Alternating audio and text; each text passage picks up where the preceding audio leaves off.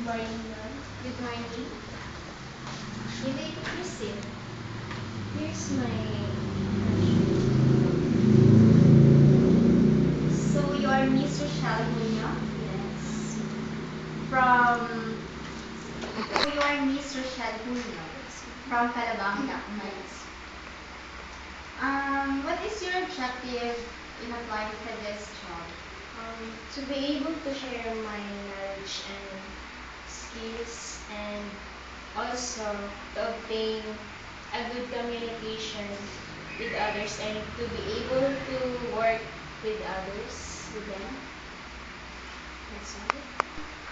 According to your resume, you graduated Universidad de Santa Isabel, secondary education, and English teacher. Yeah. So English teacher. Um, so you have work experience at Naga Central School. How long did you work at Naga Central School? For 2 years.